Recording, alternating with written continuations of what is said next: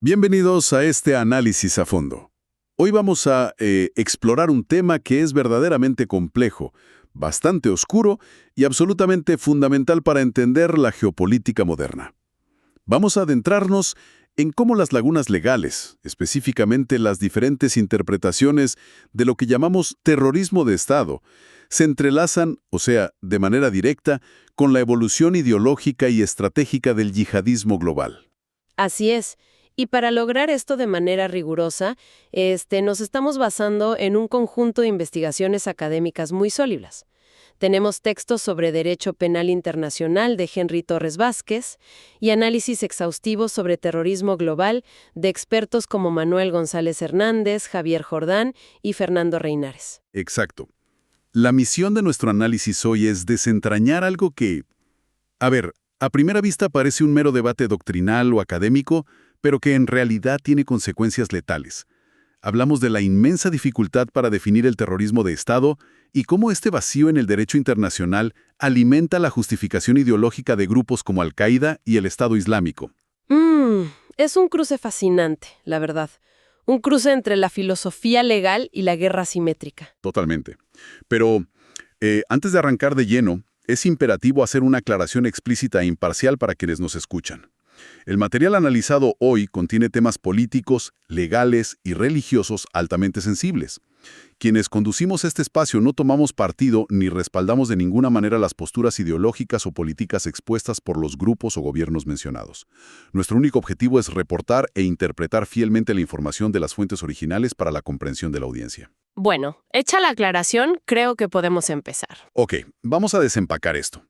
Empecemos por la raíz del problema legal, que es, digamos, el núcleo del texto de Torres Vázquez. Todo mundo entiende la palabra terrorismo, pero cuando le agregamos la palabra Estado, los juristas como que entran en pánico. ¿Por qué es tan inmensamente difícil definir el terrorismo de Estado cuando es el propio gobierno el que perpetra las atrocidades? Es el gran talón de Aquiles del derecho internacional, sin duda. Para entenderlo, hay que recordar un principio básico de la sociología política. El Estado es la única entidad que posee legalmente el monopolio legítimo de la violencia.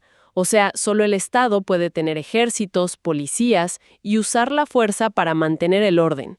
Entonces, la paradoja que plantea el material es, ¿cómo puede el creador de la ley, el dueño legítimo de la fuerza, cometer terrorismo dentro de su propio marco jurídico? Claro. Y ahí es donde el debate académico se parte en dos. Exactamente.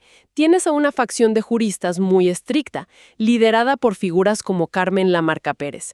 Ella sostiene que, el terrorismo de Estado no existe jurídicamente. Argumenta que es solo un término periodístico. Porque la definición clásica de terrorismo exige un objetivo muy particular, que es subvertir el orden constitucional, ¿no? Ajá, tal cual. Un grupo terrorista tradicional pone bombas para derrocar al gobierno. Pero Lamarca Pérez dice que cuando el Estado tortura o desaparece personas, no lo hace para destruir su propio gobierno, sino para preservarlo y mantener el poder. Por lo tanto, falta ese elemento subjetivo de subversión. Serían crímenes de lesa humanidad o abusos de autoridad, pero técnicamente no terrorismo. Pero, claro, del otro lado del espectro tienes a juristas como Guillermo Portilla Contreras y Francisco Muñoz Conde. Ellos afirman categóricamente que cuando las instituciones del Estado subvierten su propio orden constitucional desde adentro, operando al margen de la ley y alterando la paz pública mediante el terror, ahí sí existe el terrorismo de Estado. Me parece vital sumar la perspectiva de Ernesto Garzón Valdés, porque él analiza el propósito sociopolítico. Él define el terrorismo de Estado como una forma de ejercer el poder mediante la coacción clandestina e impredecible.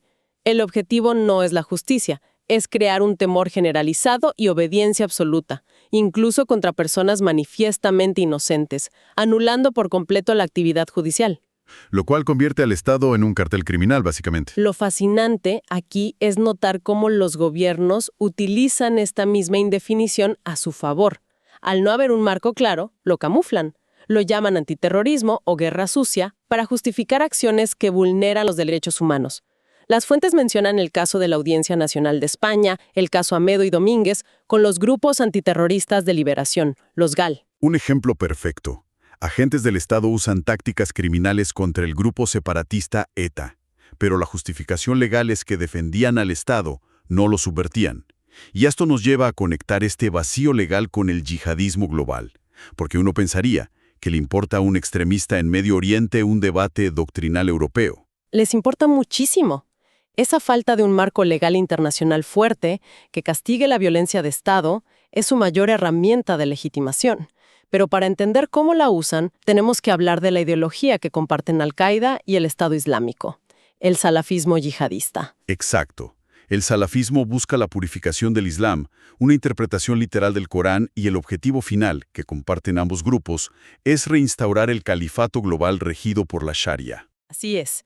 Y aquí entra la justificación de la violencia.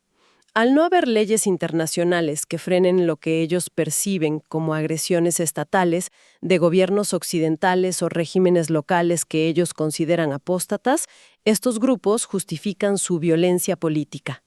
La convierten en una obligación religiosa, una yihad, ya sea defensiva u ofensiva. Dicen que si el Estado usa el terror impunemente, ellos deben responder. Y esto estructura su estrategia militar a lo largo de 3 fases históricas clave que analizan las fuentes. Aquí es donde se pone realmente interesante. La primera fase va desde 1988 hasta los ataques del 11 de septiembre de 2001. Todo comienza con la fundación de Al-Qaeda por Osama Bin Laden, Abdullah Azzam y Ayman al-Zawahiri. Y en esa época, derrocar a los regímenes locales de Medio Oriente era casi imposible. Tenían el monopolio de la fuerza muy bien consolidado. Exacto. Entonces, Al-Qaeda cambia el objetivo hacia el enemigo lejano, hacia Occidente, y específicamente Estados Unidos. Percibían la injerencia occidental y el apoyo financiero a estos regímenes represivos como una forma de terrorismo de Estado no castigado.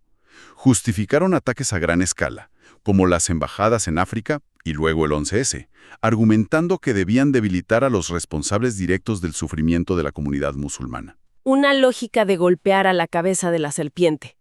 Y esos ataques nos llevan a la segunda fase, desde el 2001 hasta que Bin Laden es asesinado en 2011. Tras el 11S, Al-Qaeda pierde su base en Afganistán, pero en lugar de desaparecer, demostraron una resiliencia masiva. Se descentralizaron. Exactamente. Pasaron a una estructura de red, creando franquicias como Al-Qaeda en la península arábiga, Al-Qaeda en el Magreb Islámico y el Estado Islámico de Irak. Pero aquí sufrieron una crisis de legitimidad tremenda. Claro, porque la gran mayoría de sus víctimas terminaron siendo otros musulmanes. Eso minó completamente su imagen frente a sus propios simpatizantes. Su consistencia ideológica, esa idea de que eran los defensores contra el terrorismo de Estado, se derrumbó cuando ellos mismos empezaron a masacrar a civiles en mercados locales. Y si conectamos esto con el panorama general, vemos cómo esta pérdida de legitimidad prepara el terreno para la tercera fase, post-2011. El ascenso del Estado Islámico y su ruptura oficial con Al-Qaeda entre 2003 y 2014. Hay un contraste brutal en los objetivos aquí. Al-Qaeda mantenía la meta del califato como algo aspiracional. Decían que las condiciones no estaban dadas. Mientras que el Estado Islámico logró resultados tangibles. En junio de 2014, Abu Bakr al-Baghdadi proclamó el califato, controlando territorios inmensos en Siria e Irak. Hay una frase de Osama Bin Laden que las fuentes citan, muy irónica en este contexto, que dice que cuando la gente ve un caballo fuerte y un caballo débil, preferirá el caballo fuerte. Y el Estado Islámico se convirtió definitivamente en el caballo fuerte. Ahora, bajando esto al nivel táctico y humano, ¿cómo afecta todo esto al reclutamiento? El éxito territorial le dio al Estado Islámico una ventaja gigantesca, porque empezaron a ofrecer soluciones de identidad tangibles. Sobre todo para los inmigrantes de segunda y tercera generación en Europa, que sufren una crisis de pertenencia muy profunda. Sí, jóvenes que no se sienten parte de la sociedad europea que los margina, pero tampoco conectan con los países de origen de sus padres. El material cita la revista propagandística del EI, Davik, que decía que el califato proporciona una entidad concreta y tangible para satisfacer su natural deseo de pertenecer a algo grande. Al-Qaeda solo ofrecía resistencia clandestina. El Estado Islámico ofrecía un Estado real para vivir. Y tácticamente, frente al enemigo lejano, el contraste también es claro. Al-Qaeda buscaba mega atentados espectaculares y muy complejos en Occidente, como el 11 de marzo en Madrid, para forzar retiradas políticas. El Estado Islámico, aunque también planea atentados, promovió que sus seguidores actuaran por cuenta propia con lo que tuvieran a mano. Democratizaron el terror. Significa todo esto a un nivel analítico superior. Si hacemos una síntesis comparativa de toda esta información, digamos pensada para quienes estudian esto desde una perspectiva de posgrado en Derecho o Ciencias Políticas, vemos una conexión directa y profunda. A ver, la ambigüedad doctrinal que rodea al monopolio legal de la violencia del Estado socavó directamente la consistencia ideológica de Al-Qaeda muchísimo más que la del Estado Islámico durante esta tercera fase. ¿Y por qué pasa eso? Porque Al-Qaeda dependía estructuralmente de un argumento de agravio moral. Su narrativa era enfrentarse a un terrorismo de Estado abstracto y global liderado por Occidente. Ese argumento perdió todo su peso jurídico y moral cuando sus redes descentralizadas comenzaron a asesinar a civiles musulmanes masivamente. Se volvieron indistinguibles de la violencia indiscriminada que criticaban. Y el Estado Islámico resolvió esa disonancia cognitiva de una manera escalofriante. Abandonaron por completo el debate sobre el victimismo frente al Estado moderno. Simplemente asumieron para sí mismos las prerrogativas absolutas de un Estado soberano propio. Tal cual. Utilizaron la violencia extrema no como una herramienta de subversión clandestina, sino como poder coercitivo institucionalizado. Las fuentes mencionan a la Hizba, su policía moral, que imponía sumisión total. Y esta es la máxima ironía jurídica. Se apropiaron exactamente de la misma violencia monopolizada y no rendida a cuentas que define la controversia legal del terrorismo de Estado en el derecho internacional, según Garzón Valdés. Replicaron la falla de Gall para su propio beneficio totalitario. Y esto plantea una pregunta importante para el futuro de la seguridad global, ¿no? Si estos grupos mutan y adoptan las características de un Estado represivo para validar su existencia. Totalmente. Llegamos al final de este análisis y quiero agradecerte la claridad para entrelazar una teoría legal tan densa con la realidad de la geopolítica y el extremismo. Ha sido un recorrido intenso, pero necesario para desmenuzar las fuentes. Para quienes nos escuchan, es vital entender que el terrorismo hoy no es solo un acto de violencia física. Es una guerra narrativa por la legitimidad, por la legalidad y por la identidad, que lamentablemente se alimenta de los vacíos en nuestras propias leyes internacionales. Así es. Antes de despedirnos, queremos dejar a la audiencia con una idea para reflexionar por su cuenta, algo que se desprende de todo lo que hemos analizado hoy. Si las estructuras legales del orden internacional que fueron diseñadas meticulosamente para proteger la soberanía del Estado son las mismas que impiden castigar los crímenes cometidos desde el poder, ¿significa esto que nuestro propio sistema de derecho internacional, paradójicamente, garantiza que los movimientos extremistas siempre tendrán una justificación moral para rebelarse? ¿Es genuinamente posible derrotar al terrorismo asimétrico sin antes reformar radicalmente como la ley juzga la violencia de los propios estados soberanos? Una paradoja terrible para pensar. Los invitamos a seguir cuestionando estas narrativas y a seguir aprendiendo con nosotros. Hasta la próxima.